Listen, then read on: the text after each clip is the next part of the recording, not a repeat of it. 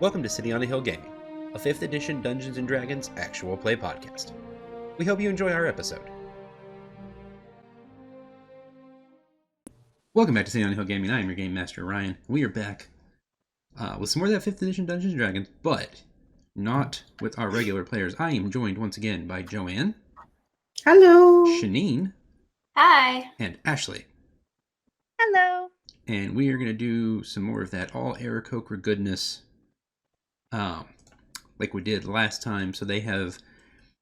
all three of the characters are Aarakocran. They are slightly different variants of Aarakocran that I made expressly for this story because I wanted every character to be able to fly, just to see what kind of weirdness you could get into if that was a thing. So, last time they played, they faced a large group of flying goblins and a real not nice dragon lady who was totally a dragon and totally gave the goblins the ability to fly and not someone else, she promises.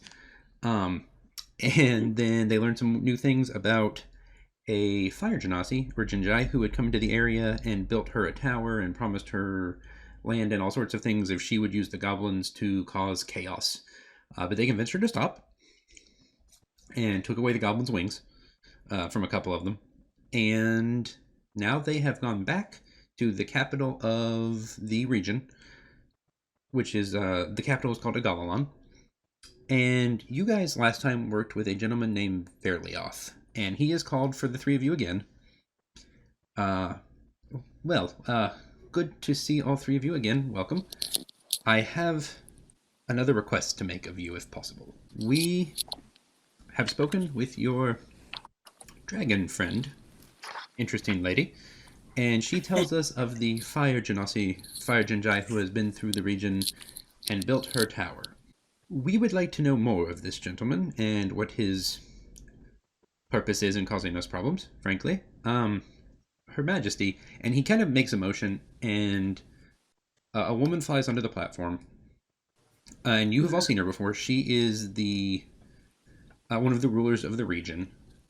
Mm-hmm. She is, he refers, this is, I'm sure as you know, this is Her Highness Lady Aerilus. And she... Welcome, the three of you. I require your assistance if possible. Is she a peacock? Loosely, yes. Okay. I don't know how the parts of her crown float like that, but dope. Right. Invisible wire at the back. Yes. Don't ruin the charade. It's magic. I promise. Levitation and all that. I wish to know more of the Jinjai who has come to our region and what his purpose is building all these towers and causing all of these issues. If you would be willing to search him out. I'll bow and say, my lady, I'll do what I can. Your help is greatly appreciated. We know not his location, though there are some merchants who are also Jinjai who are in the capital today. If possible, you could seek them out and ask them questions. Perhaps they would know where to find him. Or if you have other sources, I know Rourke, I believe Rourke has served in our military. Perhaps she has her own sources. She could aggressively grill for information or something, maybe. Passive aggressively. It's fine. I'm sure. I'm not sure what it was, but it was very entertaining. As you say, I am here for it. Right. Yes. So here for it. 100%. As long as she's okay with it. That is the important part. To be fair. Yes. You have to do it again. Look, I'm about it, but we're no pressure. So you guys know that in the area there is a rather large market that local merchants use a lot, but other merchants for other regions have to come up this incredibly large mountain and this incredibly treacherous trail because they can't fly and still want to bring goods to the market. So their prices are often higher, and they are often they don't come regularly, and they don't come in very large groups when they do come, because it is a very complicated and difficult journey for them to get to most of the higher terraces in the region. Mm-hmm. But that market is opening today, and is sort of on the other side of the terrace you are on. What would the three of you like to do next? I needed to go to market, so I guess we should go. Wink, wink. Nudge, I nudge. would say we definitely should go, and I would like to do an investigation once we're there. Okay. If you would like to roll investigation, absolutely.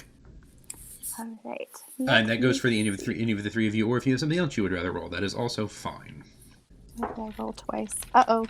Can go with the first one. That's not necessarily traditional, but all right. I hit the button twice. Close enough. Like, no. Close enough. That works. All right, let's see what you rolled. Okay, 15's still quite good. Are you the only one rolling? I only got an 8, so... Okay. And JoAnne, do you want to roll? No, I don't think I'm going to roll right now. Okay. Too many rolls. So, Ashley, what are you looking for specifically? I am wondering if any of these Jinjai that are coming from other regions are a potential threat. Even though we don't know much about them, and we don't necessarily know if they're in cahoots with this person who's in our region. Okay. I just want to be tactful and make sure that our investigation proves that these people, we can ask them questions and not be perceived as a threat, and they don't perceive us as one. Just want to be safe. Okay, sure, absolutely. So as the three of you take your leave and as you get to the market, you notice a couple of things. So you see several stalls, and the market's rather large. It covers probably half of the square of this terrace, and there are a lot of different carts and wagons and like sort of big canopies set up. And you do know the area traditionally where the different Jinjai merchants would come. You see a variety of different kinds of Jinjai or Genasi. There are some of the air Genasi, the earth, the water, and a few of the fire. You do specifically see 3 fire Jinjai who have tents set up. 2 of them look like merchants. One of them very specifically does not look like a merchant, Ashley. She looks like a fighter. Uh-oh. A very well armed, very well armored fighter. But she just appears to kind of be hanging out near the tents like she's supposed to be. But she is heavily keeping an eye on everyone that is coming in and out of the area. And she hasn't noticed the 3 of you yet. You guys have kind of blended in with the rest of the Aarakocran that are coming through the market right now. Somebody somebody do something. I think you're going to say someone with intimidate. I mean, that's an option. I was thinking, and then I was like, well, no, we probably shouldn't just go in intimidating. That is technically an option. I mean, it is, but... Definitely a possibility, but do we want that? You could also do something like persuasion, or one of the other less aggressive, we'll say, charisma-based roles. Deception is technically also an option. Well, the reason I was going to say someone else do it was because I realized I didn't have my stat sheet up yet. So I was like, I can't roll anything if I don't know what I'm supposed to do. Anyways, I guess, okay, let me roll perception. Okay. Yeah. Okay. Like to see, like her demeanor. Is she on edge? Is she feeling comfortable? Okay, if that's what you're looking for, actually, what's your bonus to insight? Is it the same as your perception? Yeah, it's the same. Okay, then let's do insight instead of perception. Okay. Perception's more for perception and investigation are more for seeing what's around you. I think insight's more for reading people. Gotcha. Okay. So we'll do insight. She is definitely on guard. But she looks defensive and it doesn't. There's nothing aggressive about her stance in terms of towards the populace in general. But she herself is like. She has a very forward, very keep it moving, keeping an eye on people. She's looking for shoplifters, you think? Oh, okay. Well, mood. Okay, cool. You think she's probably this like the security for this particular caravan. She just happens to be like really aggressively well armored. Nice. And what are they selling again, or supposed to be selling? So they sell a variety of things. A lot of it is spices. They do sell some exotic cloths and dyes from the region of VR, which is sort of the other side of the plane from you guys. And like I said, the exotic spices, and when I say it takes them, like it's a very significant journey for them to come here. It takes weeks, one direction, for them to. Not the band. We only listen to Ed Sheeran on this podcast. That's right. That's right. Only listen to Ed Sheeran here. Keep it pure. Yes. No, they like one way of the trip would take probably 3 weeks. Oh wow. Okay. And so they're very defensive, very particular. They will run through a lot of regions that aren't necessarily friendly. And so you think they've packed muscle because it's necessary, unfortunately. I mean, they probably had it. You think at some point, they look the other two of them look very at ease with her there. Like at some point, maybe they didn't spend enough money on security, and now they've learned the lesson the hard way. Okay. And she is definitely an upgrade from what they're used to. Okay, so I wouldn't be too familiar with their wares, right? So if I went over and was like, wow, this is beautiful. I've never seen this before. Not in that tone of voice, because that sounds very sarcastic, but that, it wouldn't seem strange, right? A lot of what they have would be there, but they only come once or twice a year. Oh, okay. And so like a specific set of spices might not be available one of the 2 trips or something like that, just because of growing seasons and that kind of thing. Okay. So yeah, I'd like to go and kind of make my presence known, look around, admire the nice fabrics or whatever they have, smell the spices, while everyone else kind of decides what they'd like to do.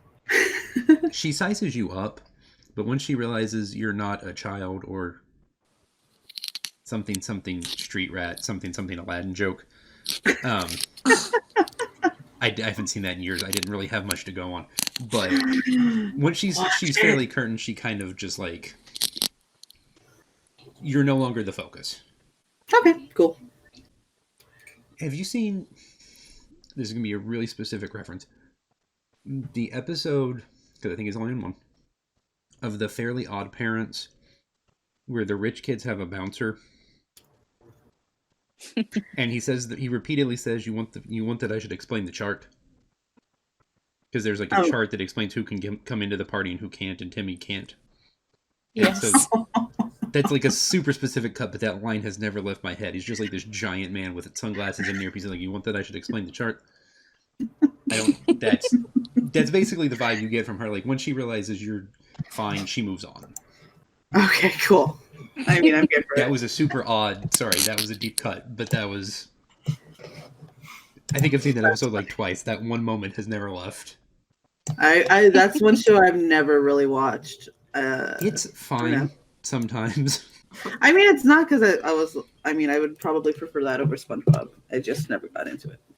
I never got into either. It was always Danny Phantom if I had to pick like something of that like era. Okay, fair. But I know that reference you made. That was one of the few episodes I did see. It's like I think okay. So I found a clip on YouTube. He also does it when they try and get on the school bus. Okay. It's a thing. That's fantastic. Because Timmy spends like half the series in love with one of the preppy girls. Oh, I don't remember her name. They have encounters from time to time. That's and the chart must be explained. That's amazing. Okay. So yeah, I'm just kind of help them feel comfortable with me in case I need to start questioning them, but I don't want them to think that right now. That's what I'm doing. So the one that's next to her. Hello, welcome. What are you interested in this fine day? Well, I'm spices. I would like to. Oh, very good. Yeah. Let me see. Yes, we have Leftarin Chill. One I have never brought here before, and he points at sort of a greenish, like almost greenish blue powder. This comes specifically from a very specific edge of a mountain in our region next to a volcano, and is already harvested once every 37 years. That's very specific. It is. Oh. Yes. Okay, so what is it known for? I would only ever put it on, and he describes like a very common sandwich, but Okay. like peanut butter or something. Ham and American cheese? Yes, but I would only ever put it on exactly that, and only on Thursdays.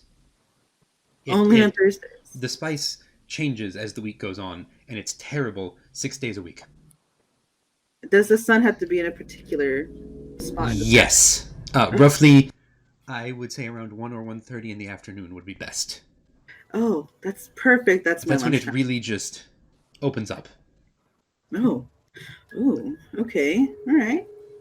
I'll look at it curiously. Okay. So he sells it by the ounce, and his smallest pouch is 3 ounces, and that would be 3 gold. Sure. I mean, I love sandwiches on Thursdays. Excellent. Yes. You seem like that would be the perfect spice for your sandwiches. I would definitely recommend it. Okay. And he hands you this little. It's like. Yeah, it's a pouch that holds like just over 3 ounces, and it's almost made of like. It has movement to it. Like it's not stiff. It's not like a hard pouch, but it has some movement to it. But it has this like very odd little greenish blue spice in it. But it is Tuesday, and so it smells a little weird. Okay, so now I'm questioning my life choices. Yeah, you're just gonna have to trust that if it sits for another 2 days, it's fine. Okay. Does this particular spice happen to have another use that is not as common? Unfortunately, no. Okay. All right. That's cool. I have known other people to try it on other things, even on Thursday, but it doesn't mix well with anything else other than ham.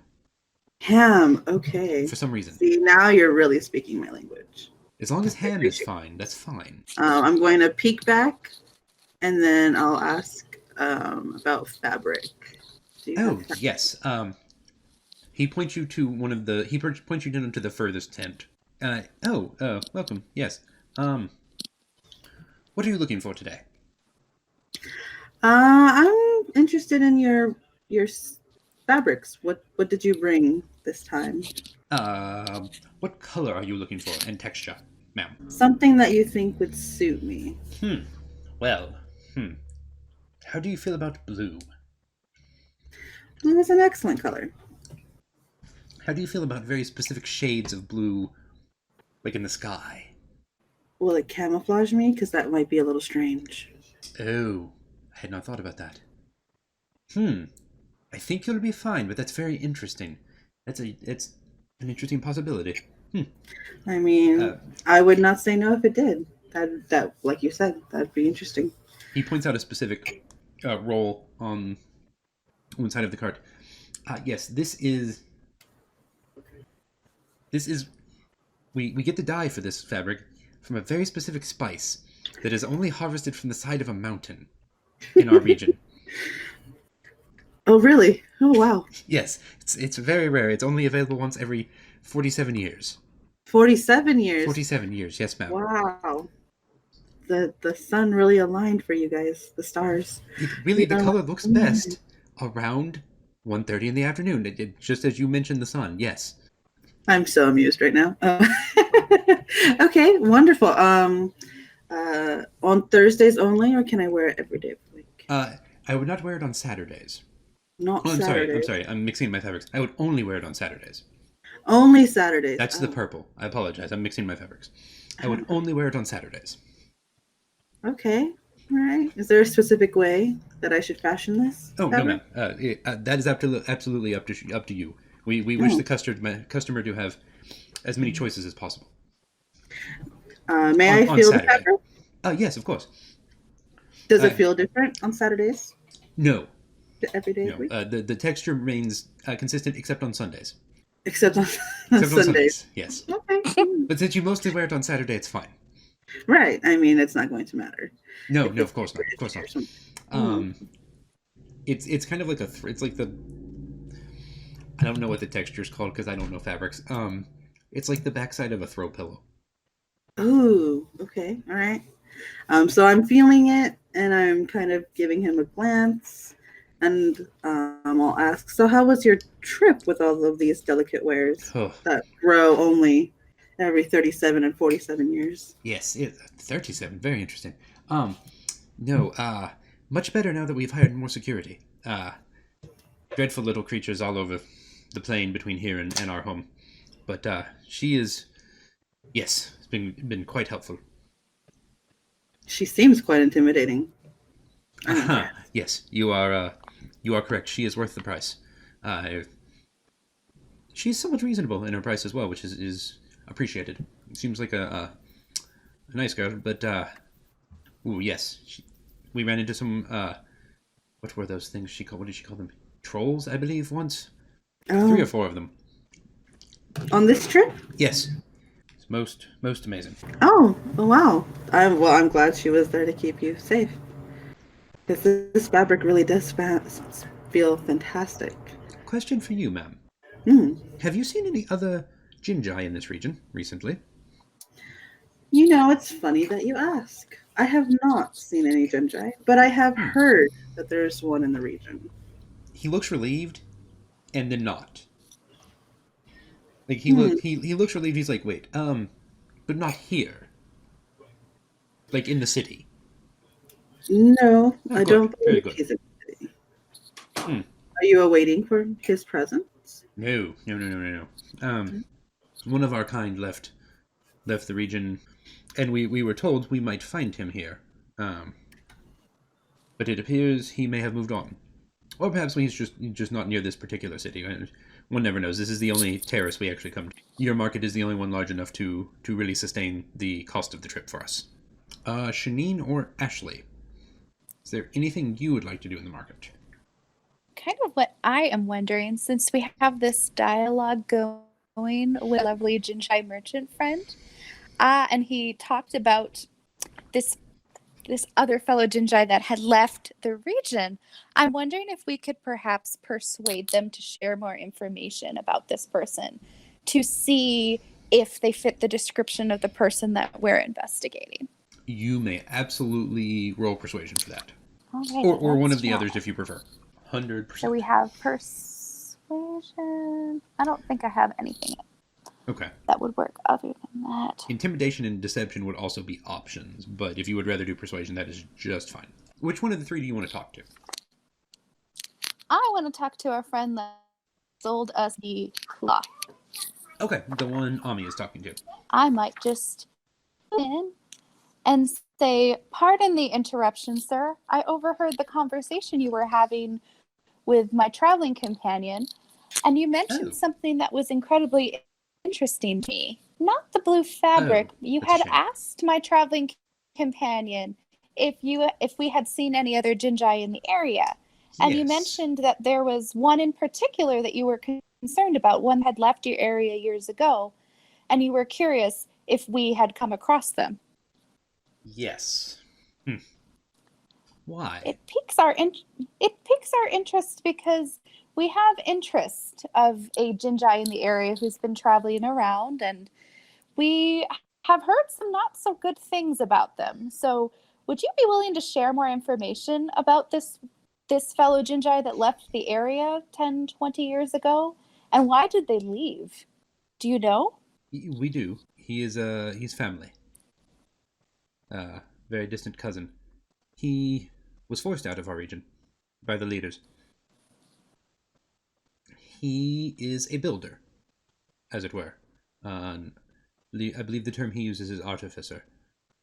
He constructs things, and he's excellent at it. But his methods are unusual, and he's a part of what really pushed him out. To be honest, he is a part of a group of other artificers, not all Jinjai by any means. I'm not even sure how many of them there are. They call themselves the Order of the Diamond's Quest. They have been around for some decades now, I believe, and they believe very aggressively in building where they please. It became something of a problem in our region when these towers would just appear seemingly within a day or two. Things that would take months, if not a year or more to build, would just appear in the matter of a few days. And no one has any idea how these buildings came to fruition so quickly. No. It was as if some sort of magic. Perhaps. It is certainly not something an artificer is regularly trained or skilled to do. I would not think. Construction often takes years for major projects. It seems to take. He could put up a 2 or 3 story tower in a matter of a day and a half. And what kind of building crew does he have to construct such towers? Is it just him? Do we know what kind of support he has? Even with a large group of people, you're absolutely right.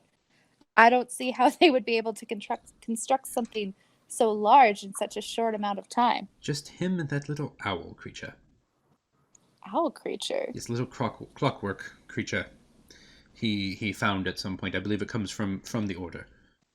It's just him and his little clockwork owl friend. They leave into the hills for a day and a half, and then there's a tower. It began to become disruptive because he was building them on land that did not belong to him. I see. Seizing others' land to build these things? What, pray tell, does he do with these towers? Were they just built and abandoned? Not abandoned, or were they no. Yes, they are fortified. They appear to hold some significance to his order. Okay. I have heard they have sprung up in other regions as well. I don't believe those were his doing, though. They seem to build them and then leave them standing, but they defend themselves. The towers do in without some cases, any I believe.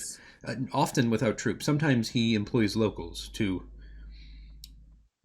garrison them, but sometimes the tower seems to not necessarily fight for itself, but be trapped in some sense, I suppose. I see. It was most unusual. But we have not seen him in as you said, probably 15 or 20 years. JoAnne, did you have more questions about the only Saturday cloth? Excuse me, not the only Sunday cloth. It's a different color. No, I'm really enamored with them. With wondering why would it only work on Sundays? And I'm listening to Lenara's questions and kind of like raising an eyebrow. But I don't have any questions at the moment. Okay. Shaneen, would you like to do anything while you're here? I think as a soldier, I'd like to try and talk to their bodyguard. Okay. And see if she has any like tactical information, professional to professional. Okay. I dig it. I like it. Yes. She has taken notice of you. It's sort of, like you said, professional courtesy, so to speak, I suppose. Hello there. Hello. Kind of walk closer to her, but kind of keep my attention around us to kind of show that I'm not trying to distract her from her job. Okay, sure. What interests you and your friends in our caravan? As the professional that you are, I'm sure you have overheard their conversation about the other genasi that is potentially in our area. She smiles. I would never, ever overhear the client's conversations. That is absolutely not something. She just kind of nods. Not something I do at all, ever. That would be completely unprofessional. Of course. Absolutely not. However, do you have information on a genasi that was cast out and potentially in this area now? I do not know him, but I have heard the stories. She motions you aside. Professional to another. On our way here, several days from here, I believe I saw the owl he was talking about. I thought it best not to bring it up. I had heard them speak of him on the trip over. I knew it would only cause problems. And since the owl kept its distance, I didn't say anything. But I have seen the creature. Beautifully constructed. Little brass owl-like creature. Flying 2 or 3 days from here, I believe. Near one of your other... she kind of looks around the platform. I believe you call it a terrace. It's on one of the other terraces. Yes. It may be a completely different creature, I suppose, but I do believe it has some connection to that. Indeed, not a creature that would be popular. Certainly very uncommon and very rare, I would think. And expensive. Clockwork creatures of that type are most uncommon and most difficult to construct, I would think. Yes, I would think. Could you make a recommendation where I could get my spear refitted here in town? You know of a quality forge smith? Oh, yes, of course. Excellent. I need to get it reworked and sharpened before we leave. I assume you just kind of give her directions to your preferred weapon maker in town. Yes. Excellent, thank you. Most appreciated. Okay, so what do you guys want to do now? You have some semblance of information and a loose direction. All three of you make perception checks for me. 13. Okay. So Ashley, you have a 19, JoAnne has a 20, and Shaneen, you said 13? Yeah. Okay. Okay, so in the distance you see 3, and I'll let you guys make nature checks or something similar to figure out what they are. But you see 3 flying balls of fire, essentially. Oh, that's exciting. Approaching the market. And they don't necessarily look like they're aggressively coming after something. They almost look like they're scouting, which is a weird thing for elemental creatures to do on their own. Anybody can make me Arcana, History, or Nature checks. Or Survival. Let's do Survival. Let's just make sure that we get as much help as possible. Okay, that was not much. That's not nothing. It's a 7. That was so helpful. Ashley has a 19. Okay. Yes, girl. Shaneen. Got a 9 for survival. Okay, Ashley, what did you roll? You said Arcana, Nature. Let's do Nature. Let's see. D20. That's a 20. Hey, that's a 21. A roll. That's a 21. Okay, go. You're very familiar with these. So there are kind of creatures called elementals. They are made essentially of, well, an element. Fire, water, air, elementals. These are a very particular kind you've never seen, but you have heard of. They are called fire spout elementals. They're fire elementals, but they are kind of like tornadic in shape, like they can fly. Oh no. And 3 of them are flying towards the platform. So if you guys will, roll initiative. That doesn't sound like a problem at all. No, not at all. And the genasi, the bodyguard looks at you. She looks at Rourke. Right. Left one's mine. You 3 take care of the other 2.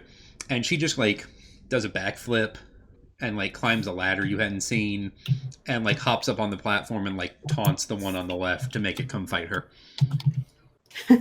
So you guys don't need to worry about that one. You only need to worry about the other 2. I nod in appreciation. I like it. So initiative from the 3 of you, please. I have 11.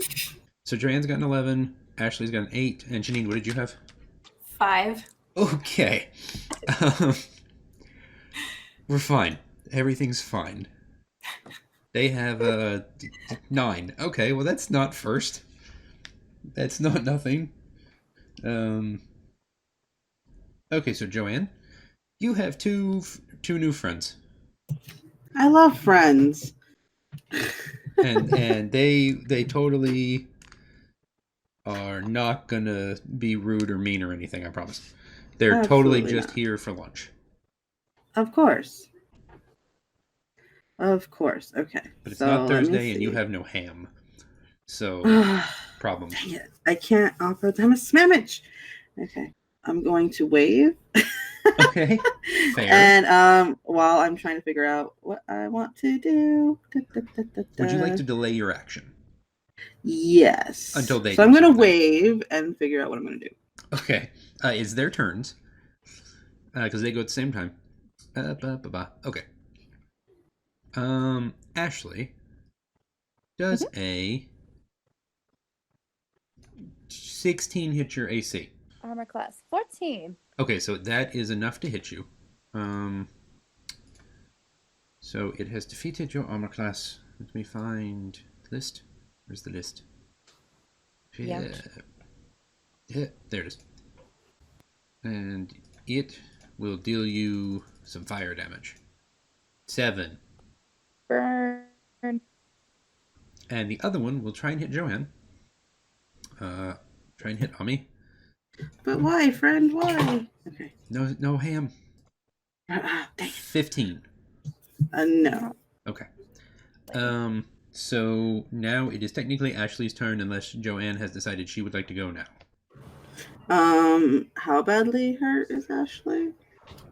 She has taken 7 damage. You're not in too much trouble. Seeing as they are fire, Okay. and I don't like too much heat on my feathers. It's uncomfortable. Fair. I'm going to create water. Okay. Is that a thing I can do?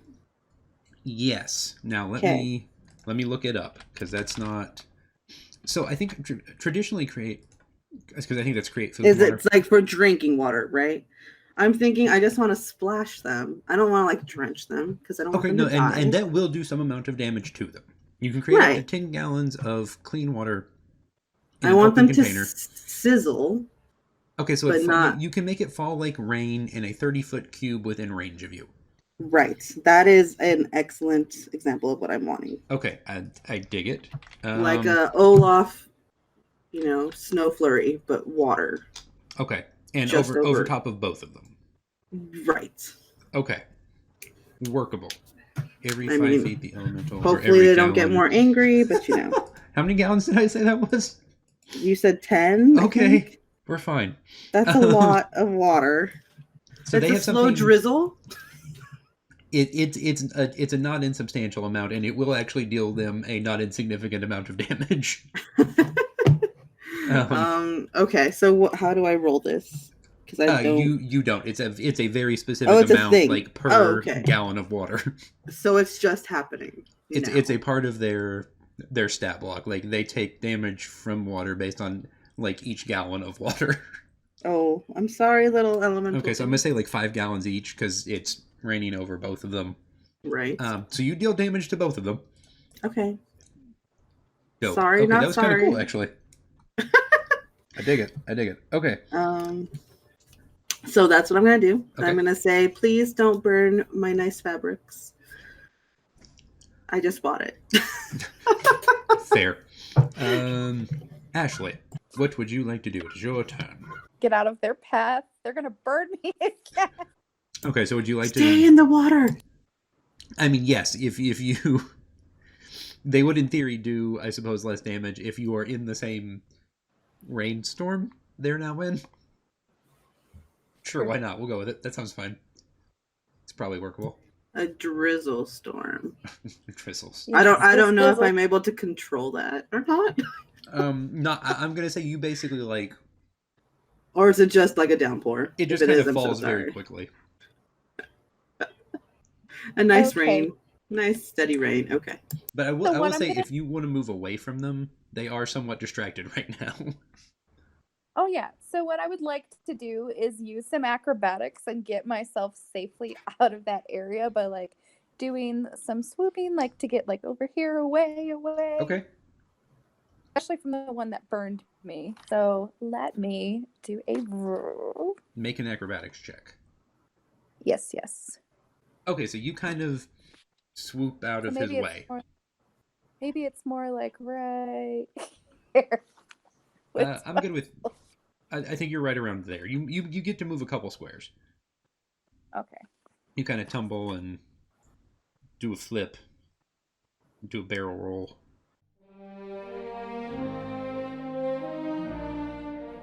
Thanks for listening to City on the Hill Gaming. For more information, you can find us online at cityonthehillgaming.com, email us at cityonthehillgaming@gmail.com, or find us on Twitter at cityonthehillgame. For more information on saving the game, you can find Peter, Grant, and Jenny at stgcast.org or at Saving the Game on Twitter. Thanks, and have a blessed day.